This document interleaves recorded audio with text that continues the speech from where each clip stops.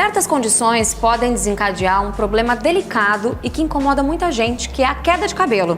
E é justamente sobre isso que a gente vai falar aqui no Sempre Bem hoje. Eu estou recebendo o Dr. Januário Júnior, que é dermatologista. Bom dia. Bom dia. Por que o nosso cabelo cai? Primeiro a gente tem que entender que faz parte do processo natural a queda de cabelo. Nosso cabelo, quando ele cai, ele vai ser automaticamente substituído por um outro fio. Então é normal que ocorra uma queda em torno de 100 a 150 fios por dia.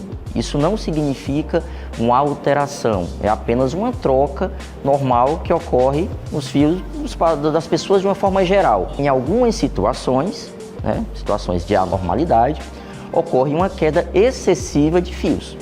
E aí a gente começa a então se preocupar e tentar entender o porquê que está acontecendo essa queda.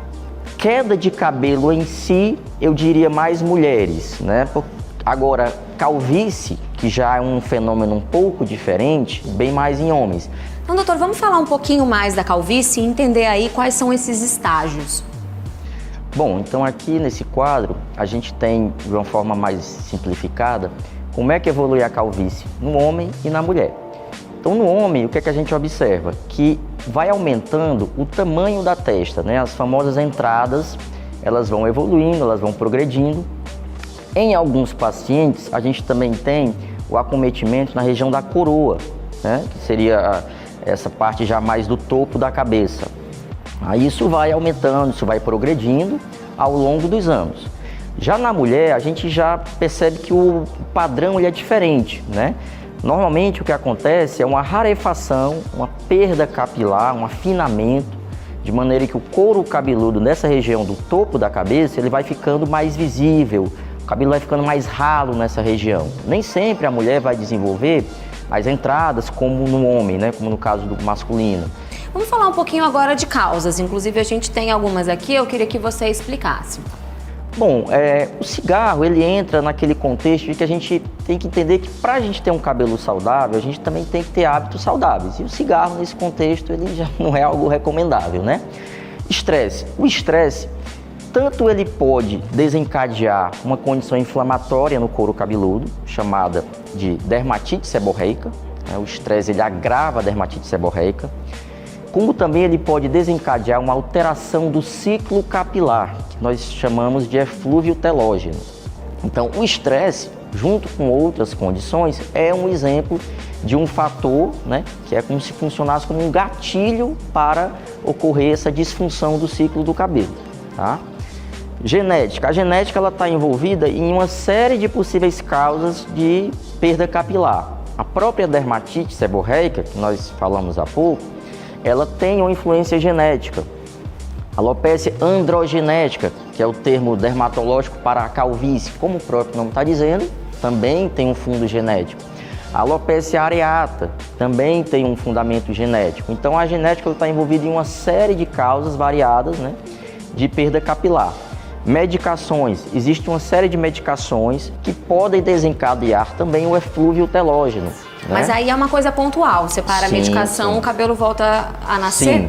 Sim. Uma vez que você interrompe a causa do problema, a tendência com o tempo, sempre lembrar que em cabelo, nem sempre a gente tem uma resolução imediata do problema, você corrige a causa, mas demora ainda um certo tempo, algumas semanas, às vezes poucos meses, para o cabelo se reequilibrar, mas sim, uma vez que você retira a causa, que no caso aqui os medicamentos, a tendência é o cabelo, esse ciclo capilar voltar ao normal, Fontes de calor. A fonte de calor, um calor excessivo, seja por uso de chapinha, secador com vento quente, às vezes um uso de boné excessivo, capacete, que gera um abafamento, um calor, pode também piorar a dermatite seborreica, que é a caspa. Dieta pobre em nutrientes, sim, também.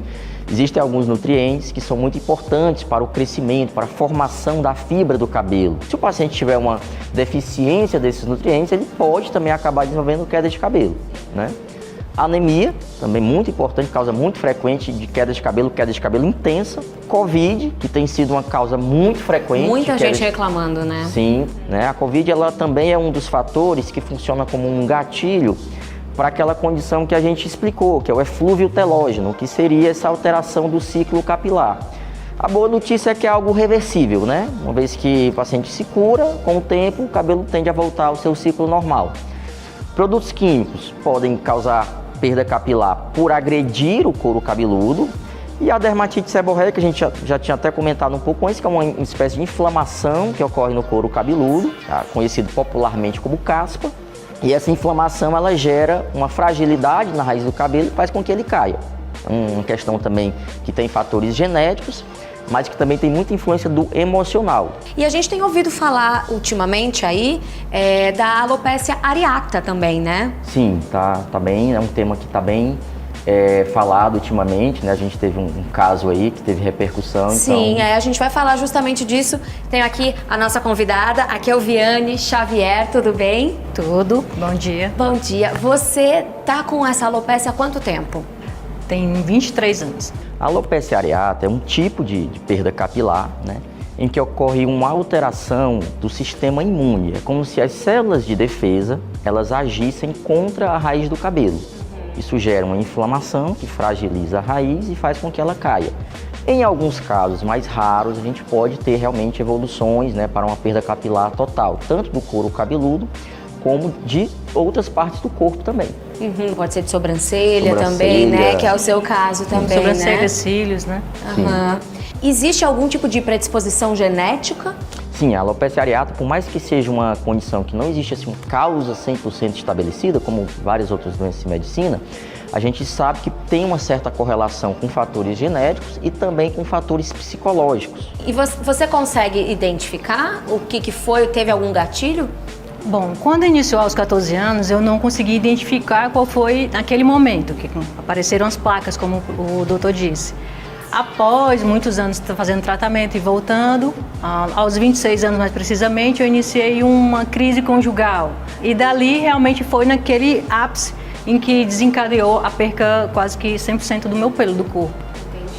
E a gente falou, né, do caso, na verdade o caso, para quem não sabe, é o caso da Jada Smith, né, atriz, também mulher do Will Smith, que teve lá o episódio no Oscar, e aí esse assunto veio à tona, né? Na verdade, é raro um paciente evoluir para uma perda capilar completa, né? Isso acontece em torno de 5% dos casos. Às vezes, quando o próprio paciente resolve esse problema, às vezes esse trauma que ele estava tendo, seja uma separação, né, uma crise conjugal, um estresse mais intenso, às vezes quando ele resolve essa questão, mesmo sem tratamento, a lesão pode desaparecer, o cabelo volta a nascer.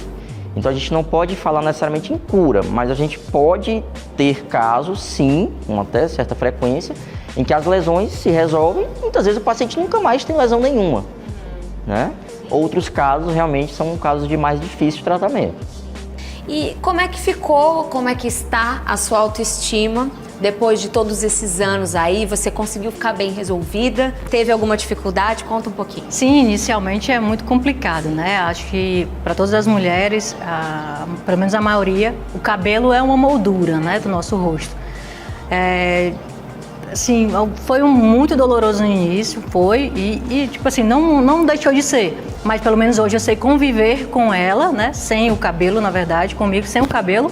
E aos poucos eu vou ganhando essa autoestima, vou conquistando espaços, vou deixando de lado o meu medo, o meu receio de viver normalmente, porque são só pelos, né? Claro. Então, assim, hoje o que me sustenta e o que veio me sustentando até hoje é dizer pra mim mesmo, na frente do espelho, são só pelos, né? No mais, graças a Deus, eu sou super saudável. Entender também que você pode servir de referência, né? De exemplo para outras mulheres que podem se inspirar em você, né? Sim, isso é um dos casos, assim, até que eu ganhei um pouquinho mais de força ao longo desses últimos meses ou anos, falando um pouquinho sobre a alopecia areata com outras colegas que têm a mesma identificação, né?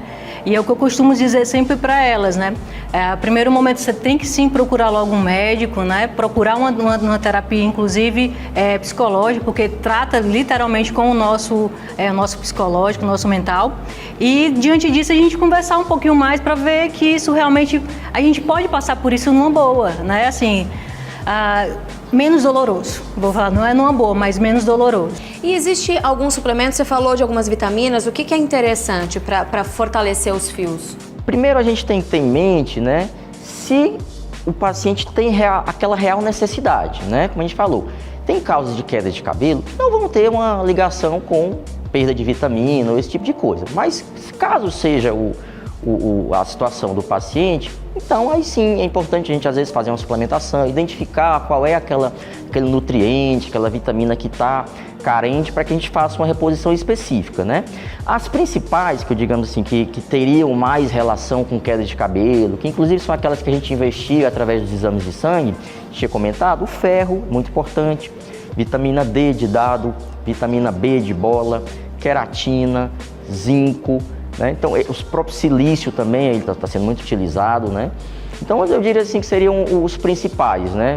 E existe alguma maneira da gente prevenir a queda de cabelo, doutor? A higiene do cabelo é muito importante também, a questão das altas temperaturas também, como a gente tinha explicado, pode piorar a caspa, como a gente mencionou, tudo que piora a caspa, piora a queda. A alimentação saudável, isso não só para a questão capilar, mas para a saúde de uma forma geral, né? Escovar os fios com cuidado, sim. Pacientes que às vezes exageram muito, né? Usam muitos produtos químicos, escova. Isso também pode gerar um tipo de queda de cabelo chamada alopecia de tração, que é um tipo de queda ocasionado pelo excesso de repuxamento dos fios. Às vezes pacientes que amarram o cabelo de uma forma muito intensa, né? Com muita tração, isso também pode gerar queda de cabelo. Não prender o cabelo molhado, importante também, porque isso aumenta a oleosidade do couro cabeludo e piora a caspa. Então são orientações gerais que a gente tem que ter, cuidar também da saúde emocional, como a gente viu, tem uma série de condições de perda capilar que estão ligadas com a questão emocional, né? Então tudo isso é importante para a gente manter uma boa saúde capilar. Em relação a tratamento, doutor, claro que cada caso é um tipo de tratamento, né? Mas o que você pode fazer, um apanhado geral do que existe hoje em dia? Falando assim nos principais tipos de queda, né, que a gente falou, do eflúvio telógeno, por exemplo. Do eflúvio telógeno, realmente, a gente precisa, o que eu frisaria, assim, para o paciente que está passando por esse problema, realmente é ir ao médico, porque é importante a gente identificar a causa. Não adianta a gente, às vezes, ficar usando medicações de forma aleatória, né, sem a gente identificar a causa, o paciente não vai ter benefício. Então, a gente precisa realmente fazer a investigação, examinar o couro, pedir muitas vezes alguns exames de sangue e tratar pontualmente, tá?